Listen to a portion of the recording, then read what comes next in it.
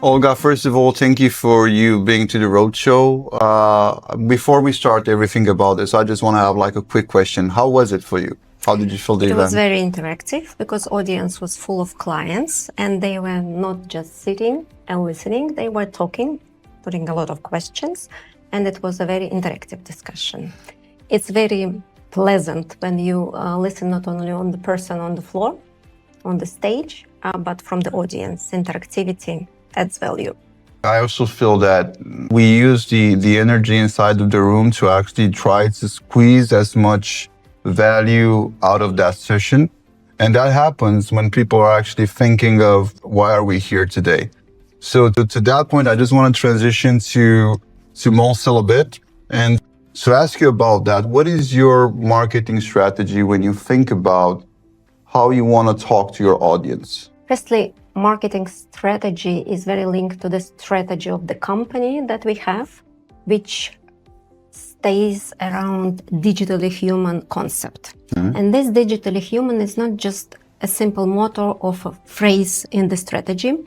We started to use it very actively 4 or 5 years ago. It's in the middle of the strategy, and what we say actually is that Moldcell is building digital products and services, and they are built by human, which are employees of Moldcell, with a love for human. And when you add this human touch into digital, it doesn't feel so emotionless, because any human touch inside digitalization, this is about emotions. And when it's coming to marketing strategy, it's all around making it in emotional manner, in a real time, when he really needs. It shouldn't be generic. Everyone gets it at the moment that he doesn't need it. So that's actually what we want to focus on, and we are trying to focus on. And this emotional thing is something that really describes us. We even inside the company are very emotionally behaving.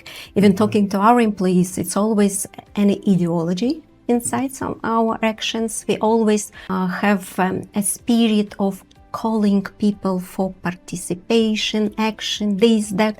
And when we come to customers, we actually try to do the same. It's rather not just sending something, but calling him to participate in something good for society, for himself, for his family.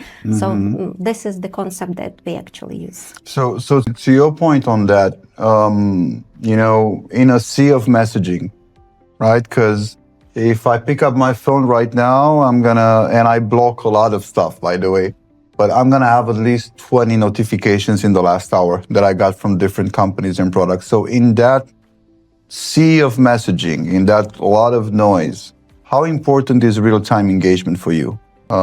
And how do you use also, think about EVAM, how do you use that to make sure that the customer understands that he's valued? The reason why you do real time all the time for customer is to actually make him feel important. Understand that he's not just another dot on a screen. He's not just a KPI that needs to be met, but is actually a person who has the specific wants and needs. How do you use real-time engagement for that? We actually use it quite a lot since we fight with this lack of transparency and trust. We do measure NPS of our customers on an annual basis in comparison to our competitors, and we have an evaluation engine which collects feedback every day. And trust is something that we value a lot, and we also believe that if you build trustful relations, then you don't lose this customer just because of 10 lei difference or something, small difference in pricing. That's why real-time engagement actually firstly solve your trust issue, because you solve his specific problem, issue of not going extra usage, extra charge, something that would really make him mad and emotionally negative. And he builds this transparency, feeling of transparency that actually my operator takes care of my spending. They don't just fulfill the target of selling as much as possible, but they try to think and bring it to me, because firstly, you inform him. Recently, we see that you are overspending. Most probably, it might be much better for you, maybe migrating to some other perks.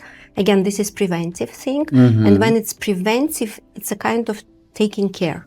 This is what, I mean, sorry to stop on that, but one of the things why a lot of telcos, for example, are losing customers in Romania is because they are complacent.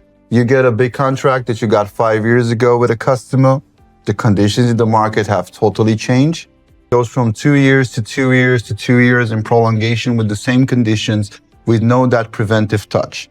And at some point, that customer would say, you know what? Vodafone is cheaper, Orange is cheaper, or any other player in the market. I'm going to go in that direction. And they don't link me to commitment or something. This is the silent churn that a lot of people don't talk about. The customer's leaving you because you just didn't listen at the right time. So thinking about how Moldcell is doing stuff, the fact that you think about emotions, you think about real-time engagement, you are making sure that the customer is being valued.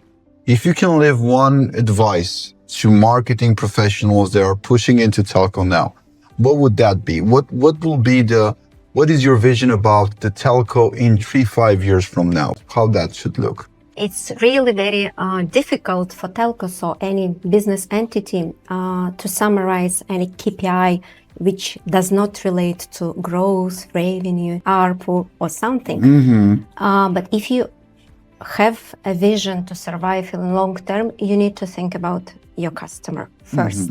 You need to walk in his shoes. You need to feel what he does feel, because that would make a differentiation. That would make a differentiation of you from your competitors, because they're also having these analytical skills, tools, softs, database. They're trying to make a pricing almost the same as yours. Then what would be differentiation point for you? This is the only thing that you really build an emotional touch first. Secondly, you feel about his needs, or you think about his needs, and bring this at the moment he needs it, not because you decided that today you need to inform him. And whatever I already told you about trust, transparency, security, this is something that he would appreciate at the end also. You know, one of the things that stuck in my mind for years when it comes to selling anything was that revenue follows where value goes, right? If you focus on the value, revenue will come. And I feel that that's exactly what you guys are doing, into thinking what is the value for my customer and how I can provide him that. So I congratulate you on that. Olga, thank you so much for the time. Thank you. It was really not just helpful, but it was an eye-opener for us into how you guys are doing things in Moldova. And I feel that Romania needs to think about it a bit more, to be honest. The interactive, the way you guys are pushing, it's inspiring. So I congratulate you for that. Thank you so much. Thank you.